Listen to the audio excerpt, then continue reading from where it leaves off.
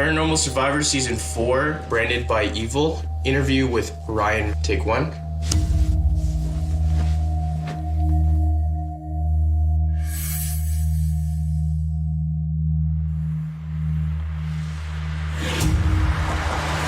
This was the first time I ever lived by myself without a roommate or partner.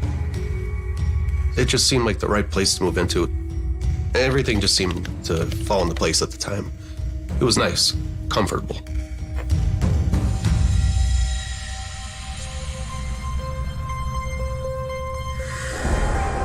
The first time I noticed anything, I felt anything, I was gonna take a shower, and as I crossed in between the doorways, I felt this cold draft just come right through me. It was like a 10-degree deficit drop. I couldn't feel any draft coming through, nothing. I thought, something's not right here. Proceed to take a shower.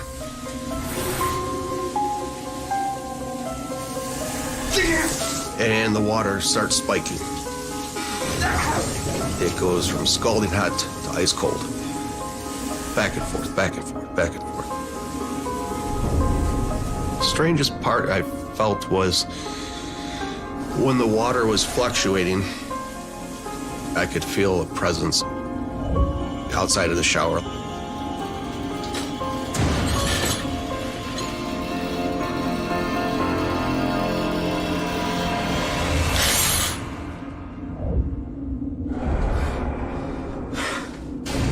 It just felt like there was someone watching me.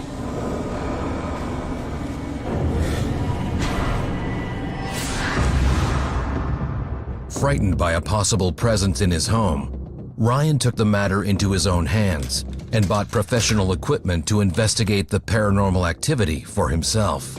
I knew that there was something there.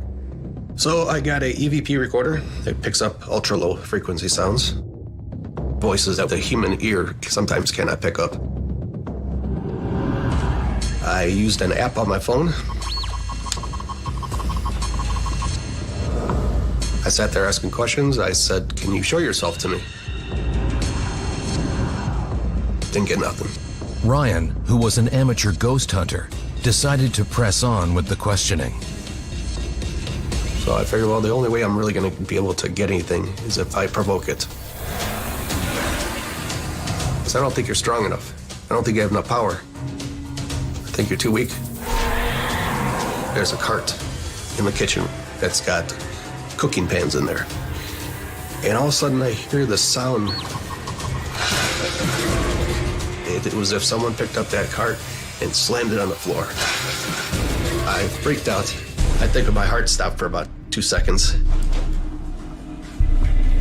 I said, "Okay, I believe you. I know there's something here." Half of me was scared as hell, and the other half was reassured because I got some communication going now. Provoking a spirit is never a good idea. You don't know if you're dealing with a good spirit or a bad spirit. So if you start provoking things you can't see, chances are they're going to get very aggressive and it can backfire on you.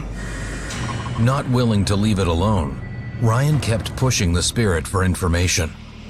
Who are you? I would ask for a name. What are you doing here? How did you pass away?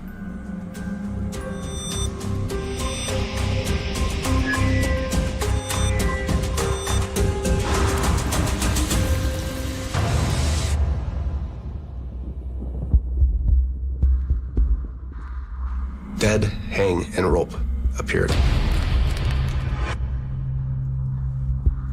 It made me feel a sense of sadness, a little bit of grief. I felt bad, but I was still determined to find out what was going on because I felt there was other spirits there too. But by investigating the paranormal activity for himself, Ryan had inadvertently opened a door into an evil spirit world. Had a dream of this demonic girl.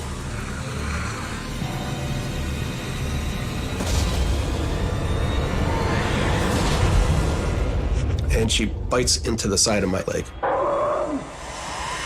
It felt like a burning sensation.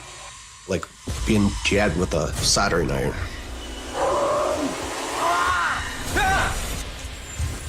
I woke up and I could see actual bite mark that broke the skin and blood on my leg. Most people would have packed their bags and left. But I still had that same mindset that they're not going to push me around. What do you want from me? I said, why did you do this to me?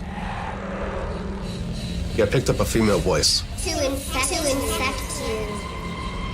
And the voice says, to infect you. To infect you. When I heard that through the EVP recorder, I realized they're relentless.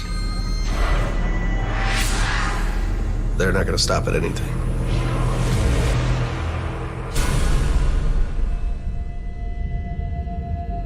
The evil entity was not done with its violent ways.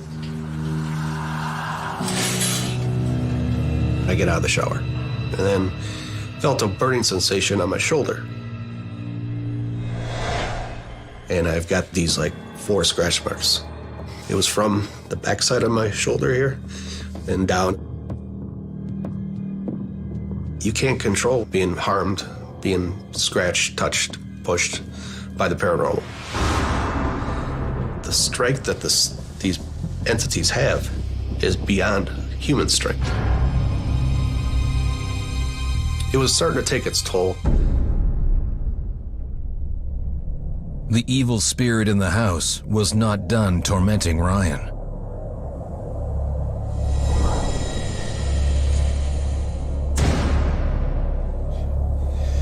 I felt like there was a presence hovering over me.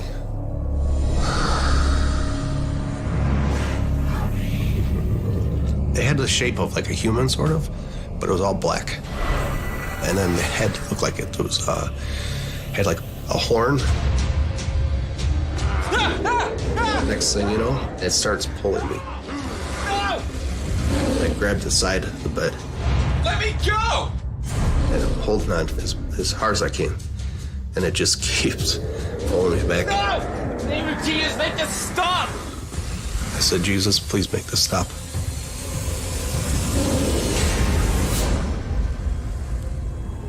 And then I opened my eyes and it was gone.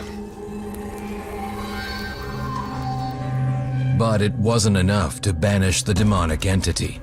Hello. Hello. It was as if someone was standing right next to me. And in a very creepy voice says, hello. It whispers in my ear. It was a male voice. Hello. Set up my camera. If there was anything there, it's gonna pick it up. And I said, Show yourself! show yourself. Don't hide from me. I'm not hiding. And I hear this whisper. It says, I'm not hiding. I'm right here. I'm right here.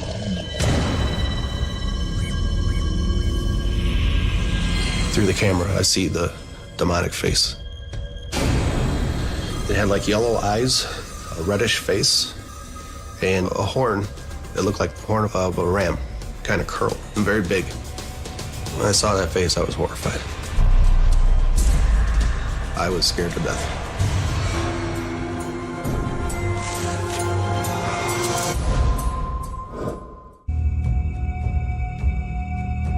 After provoking the spirit world, Ryan Mackey was being terrorized by evil entities. And after being repeatedly attacked, a demon was out to harm Ryan even further. When I saw that face, I was horrified. Something that no one should experience. Something grabbed me. I never felt a force to come over me like this before. It turned my body and pulled me backwards into the shower. I was scared to death. There was a force that came over me that just, I couldn't control. His strength was, I weigh 200 pounds. It felt like something 600-700 pounds was just yanking me. No! No!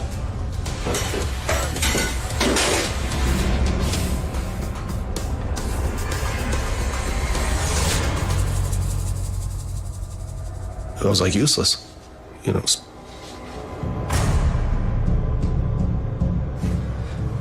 And I get this like burning sensation on my bicep.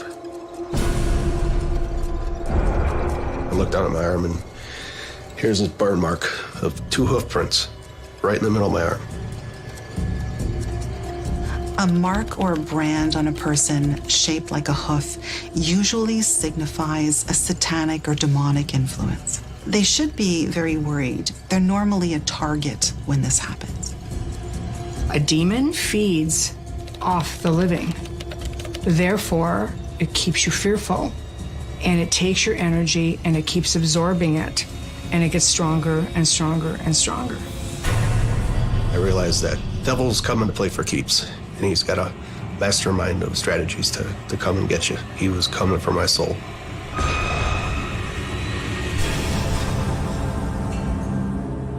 Ryan knew he needed help.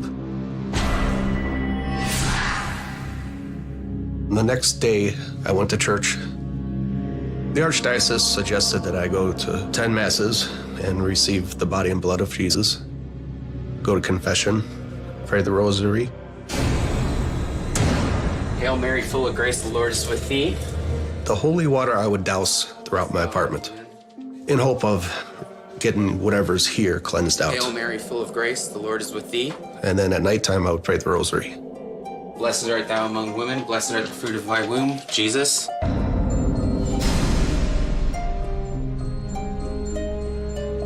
Within days, Ryan experienced a remarkable transformation. 2 balls of light come over me, 2 circles. And they're getting brighter and brighter and brighter. They're about 12 inches above my body. And it felt this energy go right through me, through my whole body. And it was probably the most amazing feeling I ever felt. It was there to let me know that everything's gonna be okay. It was an unconditional love that went right through me.